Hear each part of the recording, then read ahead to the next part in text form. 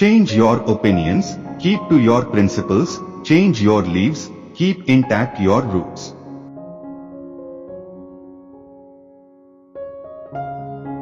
Opinion is ultimately determined by the feelings, and not by the intellect.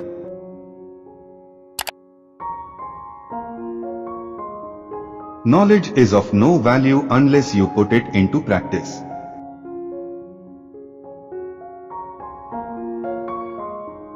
The great enemy of society is prejudice, for it injures the happiness and destroys the principles of equality.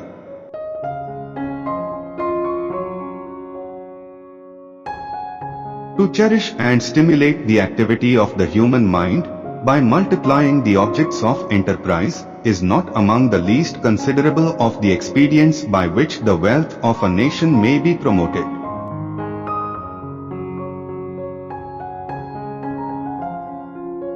The love of life is, in general, the effect not of our enjoyments, but of our passions.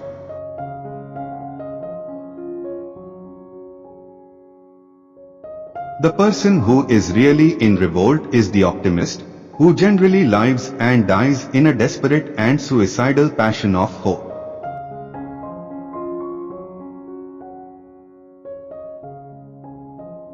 No man knows what he can do till he tries.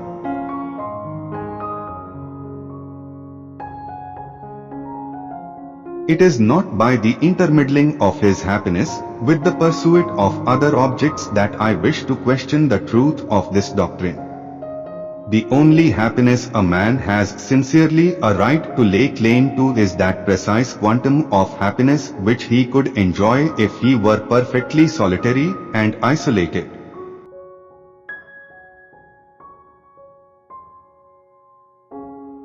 Intensity is rarely found when we pause to look for it.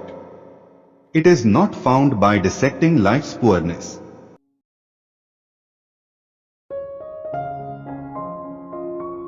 Man is an instrument over which a series of external and internal impressions are driven, like the alternations of an ever-changing wind over an aeolian lyre, which move it by their motion to ever-changing melody.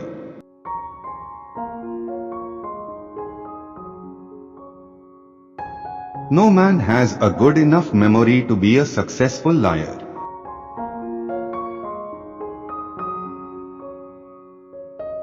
Obey no precept which you do not believe.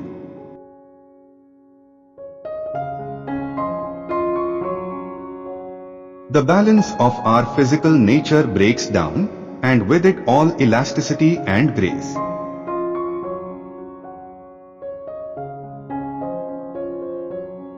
Instead of taking every opportunity to learn something new every day, you'll take every opportunity to pretend you already know.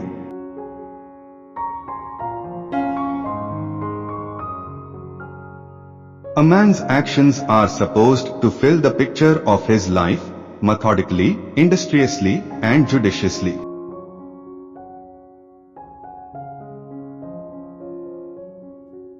Whatever is done to facilitate commerce, to place the producers of the earth in communication with its consumers, is of consequence to mankind.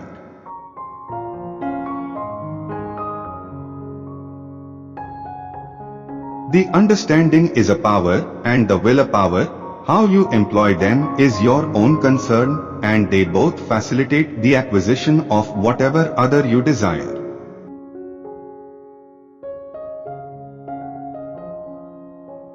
All that portion of his life that Ogilvy could yet recover felt like an island in the heart of the wide ocean.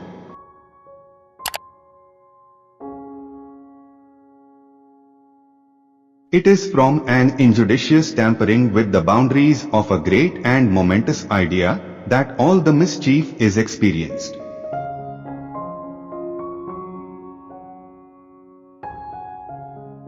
Calamity is virtue's opportunity. Virtue can only flourish among equals.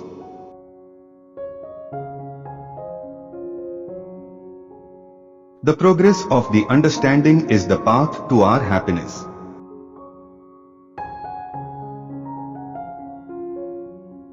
There is nothing in society that labor does not create.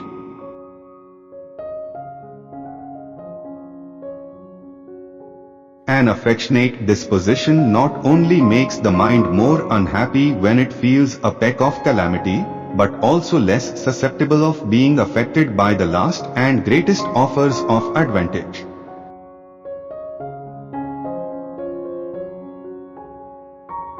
The mind of man is a palace of varieties, but in its multifold chambers resides the unamable principle of unity.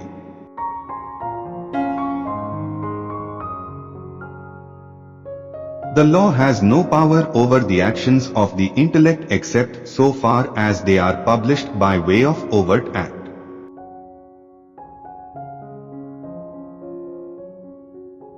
Reformers, rhymesters, fiddlers, and buffoons are the most influential characters of a time of impending change.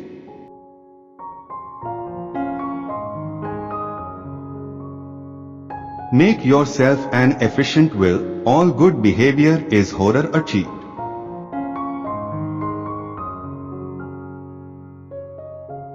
A great revolution is never the fault of the people, but the result of the incapacity of their rulers.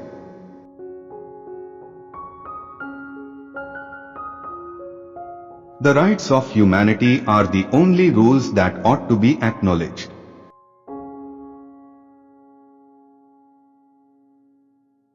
Those who cultivate truth agree in an indifference to the consolation of mankind, by which they are not excited to make it easier for them to endure the opposite of truth.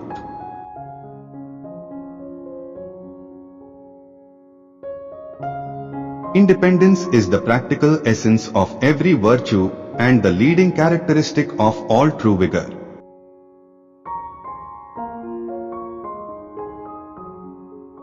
A man is ignorant of what he has to say until he reads what he has already written.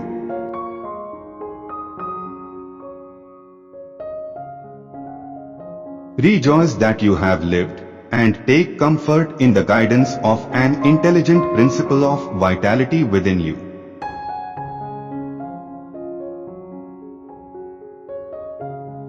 Uninterrupted success reveals the basest parts of the human breast.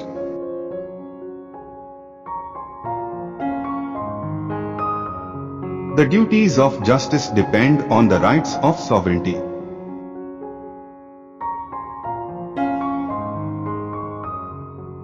The only solid and lasting peace consists in mutual trust.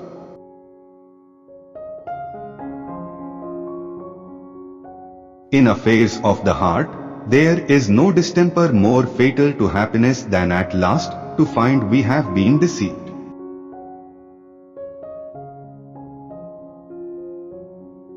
Allowance for eccentricity is precisely what is demanded by mankind and rewarded by mankind when they are attempted.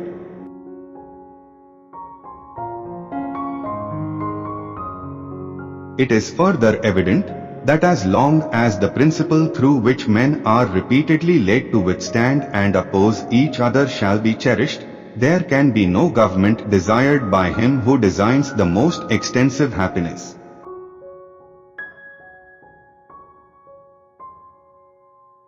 It is wise to give punishment room for correction.